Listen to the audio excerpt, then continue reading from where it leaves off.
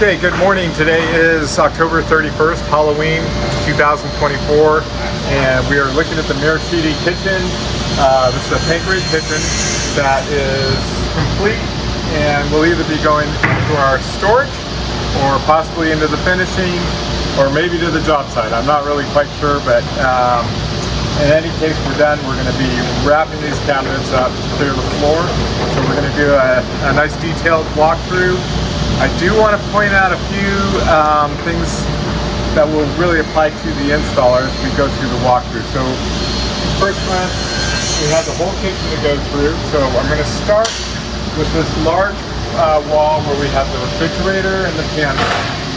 And one thing I do want to note for the installer, typically if I were installing a wall like this, I would start from the corner and move my way from the right to the left. However, on this kitchen, this is going to actually butt on the exact same plane as the wall that's coming at this side. So this has to be totally flush to that wall. So you're going to start actually from the left and work your way to the right. This style here is extended 1 inch larger than what the target dimension is. So when you do lay this out, remember that you scribe off that inch, follow the contour of the wall so it's nice and tight, and then that sets this plane right here. Okay, so on this wall we have these doors, which are a 5-piece laminate door. Robert May can zoom up on that. And the idea is that for tall doors, you need that extra reinforcement. By doing the 5-piece lamination, it just makes the wood much more stable, kind of like a glue lam that you would have on a beam. Its idea is to mitigate future warping. Now there is no guarantee, but it really does help. I would like to see these doors get painted as soon as possible because it's still raw wood. And we are going into winter, so cabinets need to go to the job site after all wet trays are done if they are unfinished.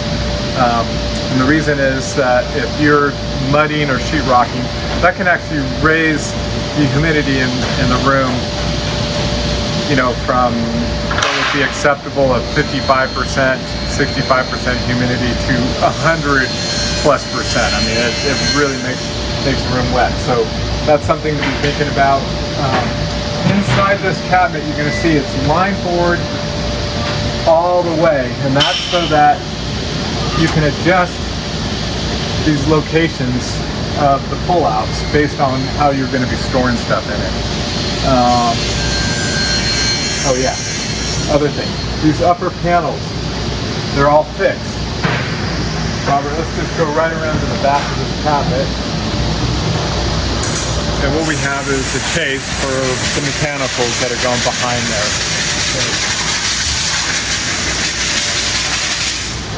And then down below, it's just all drawers. And like all our drawers, they're all solid maple with a dovetail construction. And in this cabinet here, it's just one big wide cavity with adjustable shelves. The refrigerator, when you get to this section, this actually recesses back into the wall because there's actually a jog in the wall.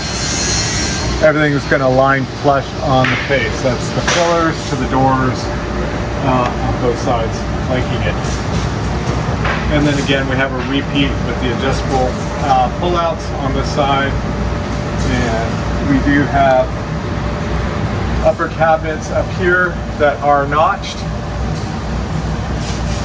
For the mechanical, there is a bottom skin that goes up underneath this. It's only a 1/4 inch, and it's just to give it a nice clean look above the refrigerator, even though you're not going to see it. But it's very important that this bottom skin gets fully painted, including this front leading edge, because when the door is open, you will see that leading edge, and we want that nice, clean painted edge. Always, you know, all the edges have to be broken so that you have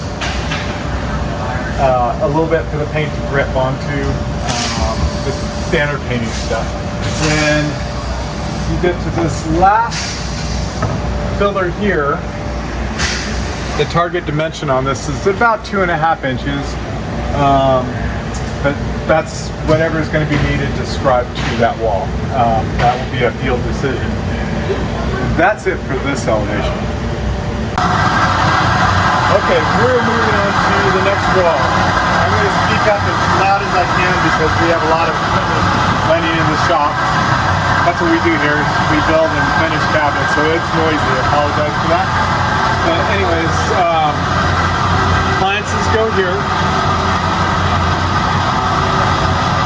You have your tray dividers, and there is the chase for the mechanicals that go behind. There is a panel bed on this side. You can't really see from this angle, we can't get behind there, but there is a panel bed on this side. Nice big door here.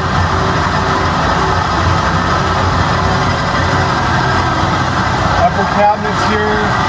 That same chase follows through, and that's for whatever ducting or whatever's going behind there. You will have to refer to the section details for this soffit build-up, crown build-up, and we'll go over that shortly. Right here's a utensil drawer and a utensil pull-out. These things are awesome. You can put your tall items in there, and then you still have shelving below. The hood liner fits up in here. One thing to note is that these pieces, these returns, you can see they're just taped on right now. We left them loose because this is actually, we're going to send longer pieces than what you see here. They were just put on for the sake of this video. We send them out longer so they can be trimmed to the exact size and go on in the field after the cabinets are installed. And that way then that allows for any variations due to the walls behind it. Humongous drawers down below, so great for your pots and pans. Whoops. And right here you have the pull-out unit for all your tall bottles and whatnot. These are adjustable. You can see the tabs that you can hang the baskets on, so you can move those around. And for drawers, I'm going to get to this. I want to show you the section of this in a second, but anyways, you'll notice that this one, the chase is actually pulled all the way out to the front, and that's due to all the stuff that's behind here. And this will have a slightly different condition on how you build out for this, the trim soffit lighting thing that's going on here. And again, I'll show you that in the section detail. The face of this, you can either leave this in the maple. It's pre-finished maple to match the interiors. You may opt for this to be painted. If so, be sure that you sand this first so that the primer etches to the finish. And again, that would be, homeowner call. Obviously, any of these faces here would get painted, so that could be decided. If we're going to paint it, we would need to know that, or if we're going to prime it, we could handle that. And upper cabinet, same detail here. This is a no access blind corner, so nothing goes into that blind corner. I think that's great. I think actually that becomes a difficult space anyways. And I think that's it for this elevation. I just want to show you those details real quick. Okay, so this is something that in the shop drawings, whoever is installing this, please read through all these details very carefully before you start. And if you have any questions at any time, just stop and call Ralph, our site manager, to review any of these details. You can see that we have two different soffit build out details, and this one right here with this block is pertaining to these two cabinets here, because they don't have an upper partition like this to secure onto, and that's why you'll see this bigger block out right here, and that's to give something a backing for this fascia piece. But again, read through this, make sure that you have a clear understanding of that before you start that, okay? And that's it for my little spiel on the details. Okay, so then we're onto the sink wall. We have the upper cabinets. Nothing special to note here. Paneled in, extended just like everywhere else, extended style, so it can be trimmed on site. The target is you want to try and get these two reveals as close to being equal as possible. Site conditions always create little challenges, and that's why we always give that extra inch. We have a blind corner access unit right here.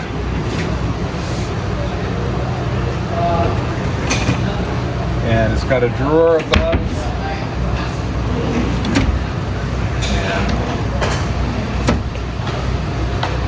And right here you got your double waste bin and more tray dividers, great for cutting boards, that type of thing. And more above, your sink is right here.